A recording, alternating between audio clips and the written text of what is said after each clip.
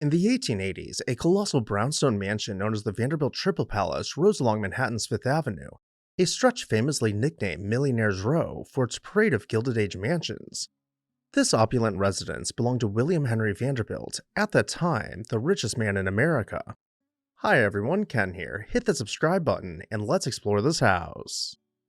This video is brought to you in part by Victorian Society in America. More on them later. William Henry Vanderbilt was born in 1821 as the eldest son of Commodore Vanderbilt, the shipping and railroad magnate who built one of the greatest fortunes of the 19th century. At 19, William married against his father's wishes, and the Commodore, finding his son frail and seemingly unambitious, banished him to manage a family farm on Staten Island in 1840. This turned out to be a blessing in disguise. To everyone's surprise, William transformed the neglected farm into a profitable enterprise. Impressed by these results, Commodore gradually entrusted him with bigger responsibilities. William's real proving ground came in the railroad business. In the 1860s, Commodore acquired the failing Long Island Railroad and put William in charge of revitalizing it. Once again, William exceeded expectations. He reorganized the line, returned it to profitability, and earned his father's respect. By the late 1860s, William had become a vice president of key Vanderbilt railroads, including the New York and Harlem and the Hudson River lines. He played a central role in the creation of the New York Central Railroad system, as the Commodore merged lines into a vast network spanning from New York to the Midwest. Under William's management, the Vanderbilt Railroad empire only grew. He aggressively expanded westward, acquiring lines like the Chicago and Northwestern and the Nickel Plate Railroad, and engaged in rate wars to outcompete rivals. By 1877, when the 83-year-old Commodore passed away, William inherited nearly $100 million. This inheritance instantly made him the richest man in America.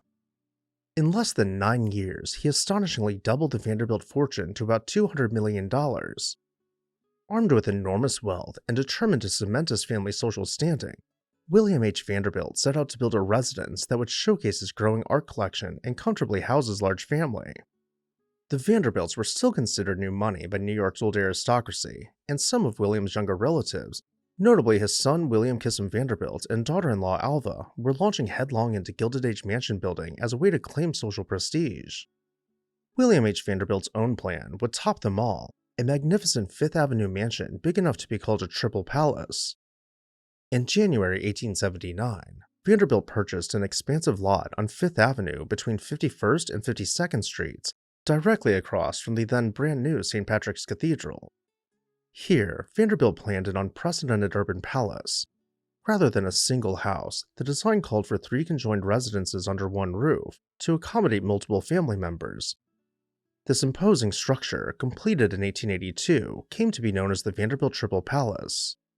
It occupied the entire block front along Fifth Avenue, stretching 200 feet north-south and 150 feet deep, an immense footprint even by today's standards. John B. Snook was hired as the principal architect, with young designer Charles B. Atwood collaborating on the project. For the interiors and furnishings, Vanderbilt enlisted the famous Herter Brothers firm, one of the premier interior design houses of the era. Construction became a spectacle in its own right. Over 600 laborers worked on the mansion for a year and a half, including 60 skilled European sculptors brought over to carve stone ornaments for the facade and interior. The massing consisted of 2 connected sections. The southern section was a single-family home for William, his wife Maria, and their youngest children, while the northern section was divided into 2 separate homes for 2 of Vanderbilt's married daughters.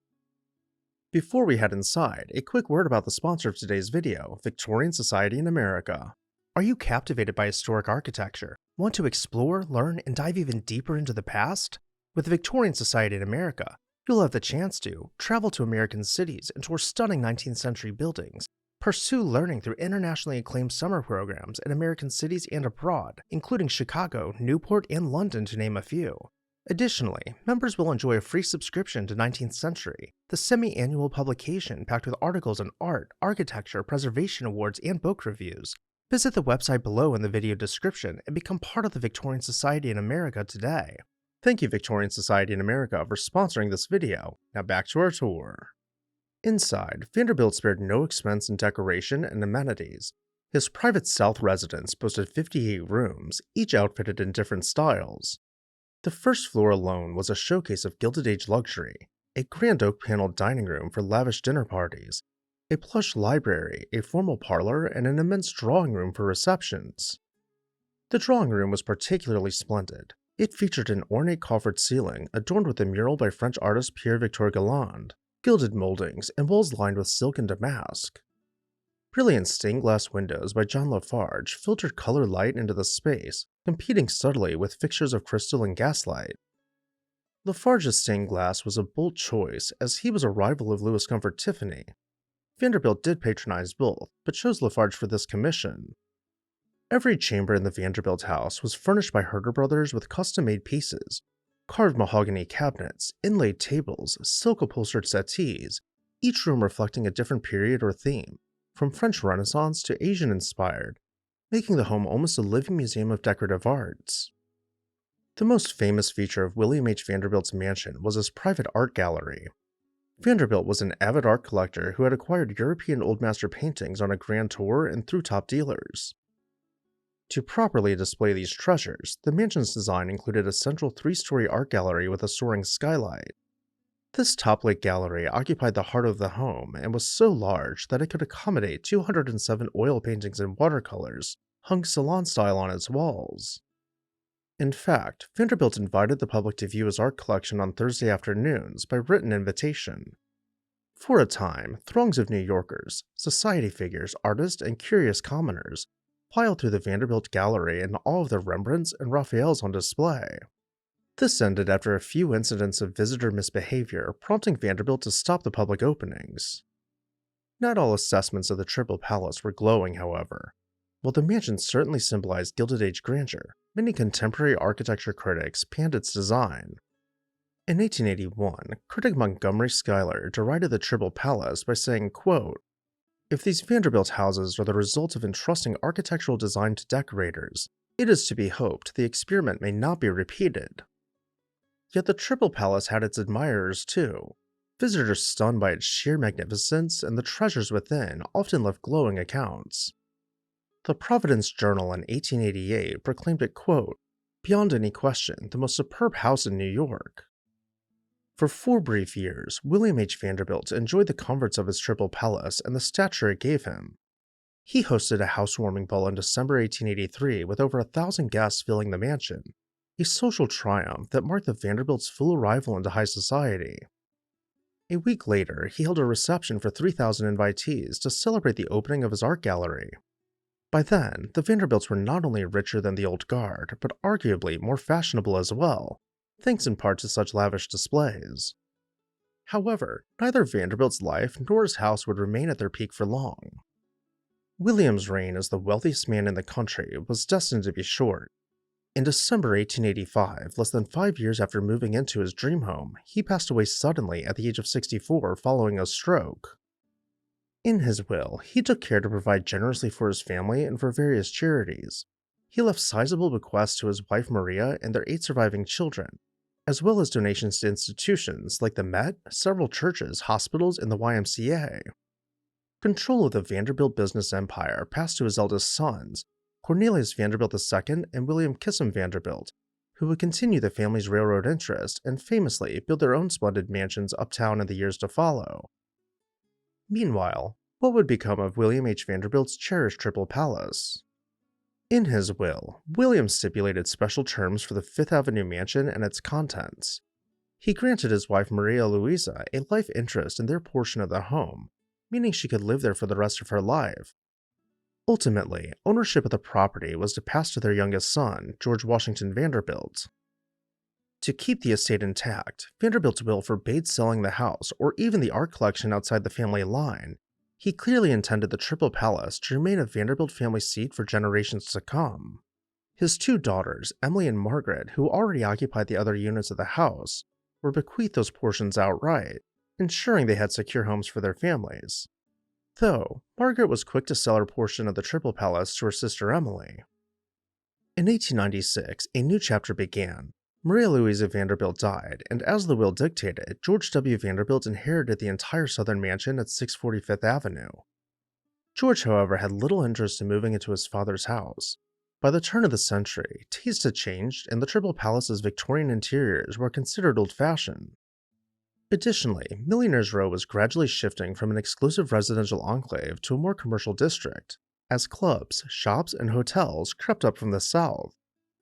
George Vanderbilt had other plans for his life. He was pouring energy into the construction of Biltmore Estate. Compared to Biltmore's modern French Renaissance opulence, the dusty Triple Palace in New York did not entice him. For several years, the Triple Palace lingered in a sort of limbo, magnificent but underused, a white elephant of sorts for its heirs. Concerned about the encroachment of commerce around 51st Street, George Vanderbilt tried to keep the immediate neighborhood elite. In 1902, he commissioned the architects Hunt and Hunt to build a pair of elegant new limestone townhouses just west of the Triple Palace, which came to be known as the Marble Twins. The idea was to have wealthy friends or family occupy them, thus discouraging commercial development from moving in next door. Despite such efforts, George Vanderbilt clearly did not want to live in the old family mansion himself. Instead, he found an ideal caretaker for it: Henry Clay Frick, the Pittsburgh steel magnate and avid art collector. In 1905, Frick worked out a deal with George Vanderbilt to lease the entire 640 Fifth Avenue mansion on a 10-year rental. The arrangement was perfect. Frick got an immediate palace without having to build one, and George had the house occupied by someone who would lovingly maintain it, and crucially, not a commercial entity. Frick's sojourn in the Triple Palace had a lasting legacy. His experience living among Vanderbilt's galleries apparently inspired him to create his own permanent museum-quality mansion. After his lease ended, Frick built a magnificent marble residence further uptown on Fifth Avenue, now the famed Frick Collection Museum. Meanwhile, back at 51st Street, change was accelerating. In 1914, George W. Vanderbilt died unexpectedly, leaving behind his young daughter as his only heir. With George's passing, ownership of the Triple Palace followed William H. Vanderbilt's stipulation. It passed along the male line of the family. The next in line was Cornelius Vanderbilt III, William H.'s rebellious grandson. He promptly took possession in 1915 and asked Mr. Frick politely to vacate. Cornelius decided to modernize 640 Fifth Avenue for his own use, hiring architect Horace Trumbauer to remodel the interior and update the facade, while sharing the attached home with family. However, the clock was ticking for Millionaires Row. By the 1920s, Midtown Manhattan was rapidly transforming. The block that once only heard the clip-clop of private carriages now buzzed with taxis, buses, and shoppers. One by one, the old families sold off or abandoned their Fifth Avenue mansions, which were then demolished to make way for commercial buildings. The Vanderbilt heirs were no exception. In 1926, Emily Vanderbilt Sloan decided to sell the northern part of the Triple Palace, perhaps motivated by the sky-high land values developers were offering. Using a team of lawyers to bypass William H.'s clause, that portion was sold. The two daughters' houses were swiftly demolished in 1927. On their footprint rose a tall commercial building, erasing 2/3 of the Triple Palace in one fell swoop. This left only the original Vanderbilt unit at 640 Fifth Avenue, still occupied by Cornelius III and family, standing next to new construction. For 2 decades, the last section of the Triple Palace hung on. Cornelius III passed away in 1942. Finally, the inevitable end came. In September 1947, demolition crews began tearing down 640 Fifth Avenue, closing the final curtain on Vanderbilt's Triple Palace. By March 1949, the once grand mansion was completely gone. In its place rose modern high-rise buildings that remain today. Thankfully, we have a handful of old photos and postcards to remember the Vanderbilt Triple Palace. And with that, I'll turn it over to you. What did you think about this mansion? Let me know down below in the comments section. I'd also like to say a very special thank you to Victorian Society in America for sponsoring this video. Check out their link in the video description to find out how you can get involved today. As always, thank you all for watching, and I'll see you next time on This House.